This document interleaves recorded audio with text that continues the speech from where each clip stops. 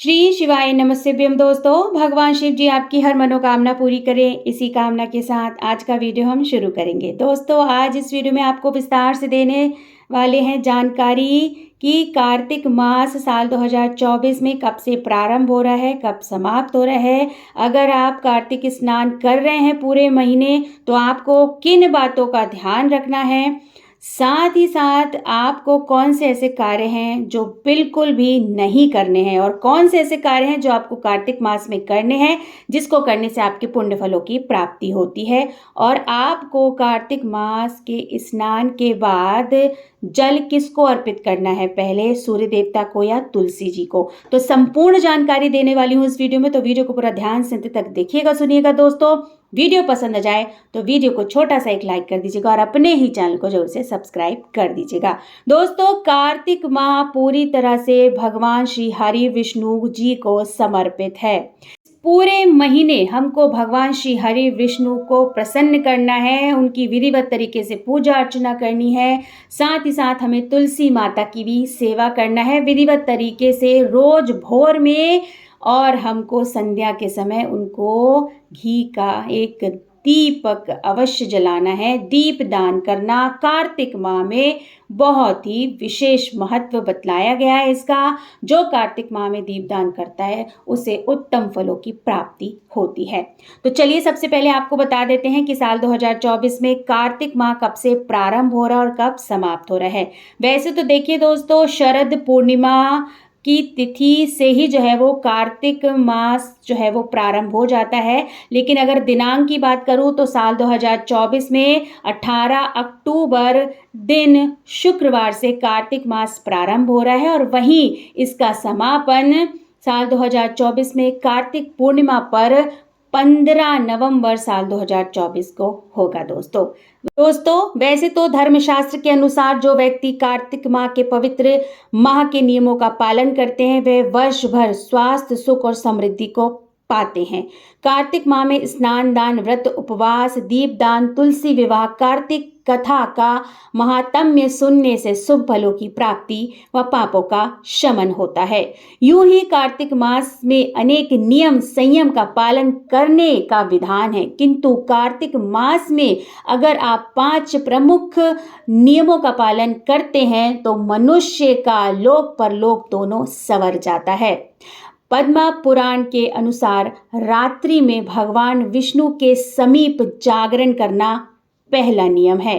दूसरा नियम है कार्तिक मास के पूरे महीने में तारे दिखते तक यानी एकदम भोर में प्रातः काल स्नान करना, और ये स्नान आपको बिल्कुल भोर में करना है, सूर्य की किरण छिटकने ना पाए उस समय अगर आप कार्तिक माह में स्नान करते हैं उत्तम फलों की प्राप्ति होती है। भगवान श्री हरि विष्णु आप पर विशेष कृपा बरसाते हैं। तीसरा नियम जो है वो तुलसी की सेवा में संलग्न रहना। पूरे महीने आपको तुलसी जी की सेवा करनी है, विधिवत सुबह शाम तुलसी जी की पूजा करनी है और दीपदान करना है। अगर आप व्रत रह रहे हैं तो आपको व्रत का उद्यापन अवश्य करना है, ये चौथा कार्य है दोस्तों। और वहीं आपको दीपदान करना और आपको इस महीने पूरे विधिवत तरीके से दान करना पुण्य फलों की प्राप्ति दिलाता है। दोस्तों कार्तिक माह के 5 नियम जो मैंने आपको बतला दिए हैं, अगर आप कार्तिक मास में स्नान आदि करते हैं तो इन 5 नियमों का पालन अवश्य करिएगा।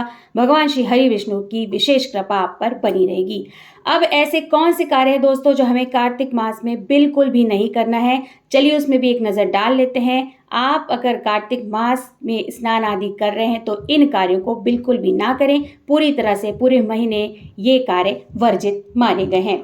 पहला दोस्तों, दलहन वाली चीज़ों का सेवन नहीं करना है, जैसे दालें हो गई, चना की दाल हो गई, अरहर की दाल हो गई, अन्य प्रकार की जो दालें हो गई उनका हमें सेवन नहीं करना है। जो चीज़ें 2 भागों में विभक्त होती हैं यानी टूटी हुई होती हैं उनका सेवन हमें कार्तिक मास में नहीं करना चाहिए। दूसरा नियम दोस्तों, जो व्रत है उन्हें पूरे नियमों का पालन करना चाहिए, पूरे 1 महीने तक ब्रह्मचर्य का पालन करना चाहिए जो व्रतधारी हैं। तीसरी चीज़ दोस्तों, लहसुन प्याज का सेवन नहीं करना चाहिए। देखिए जो व्रत हैं वो तो लहसुन प्याज का सेवन नहीं करेंगे, लेकिन हो सके तो घर के अन्य सदस्यों को भी लहसुन प्याज का सेवन पूरे कार्तिक मास में नहीं करना चाहिए।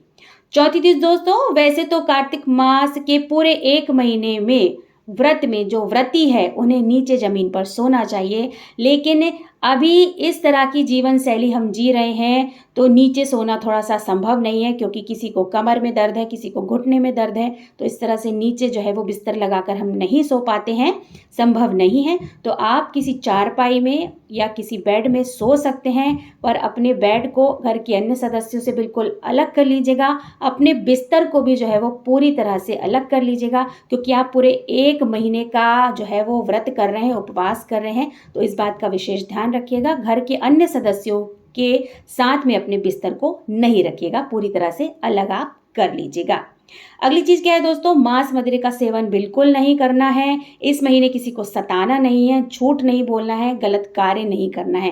वैसे ये जो चीज मैंने आपको लास्ट में बताई है, मांस मदिरे का सेवन नहीं करना है, झूठ नहीं बोलना है, गलत कार्य नहीं करना है, ये तो हमें अपने पूरे जीवन में नहीं करना चाहिए, लेकिन भाई विशेष तौर से इस महीने में ऐसे कार्य नहीं करने चाहिए। ठीक है दोस्तों यहाँ पर आपको एक जानकारी और दे देती हूँ। वैसे तो कार्तिक माह का स्नान खुले में किया जाता है, किसी पवित्र नदी, तालाब, कुंड में किया जाता है। अगर आपके आसपास कोई पवित्र नदी, कुंड, तालाब है, अगर आप संभव है जाना वहाँ पे, तो आप पूरे कार्तिक मास वहाँ जाकर स्नान कर सकते हैं, पुण्य फलों की प्राप्ति कर सकते हैं। अगर ऐसा संभव नहीं है, क्योंकि शहरों में भी जो है बहुत से लोग कार्तिक मास में स्नान आदि करते हैं, उनके लिए ये चीज़ें संभव नहीं है, कोई पवित्र नदी, कुंड, तालाब वहाँ पर नहीं है, तो आप अपने घर में ही स्नान करने की जगह पर या वॉशरूम पर भी आप स्नान कर सकते हैं। दोस्तों किसी पवित्र नदी, कुंड का आप थोड़ा सा जल ले आइए। आप उस जल को वॉशरूम में मत ले जाइएगा।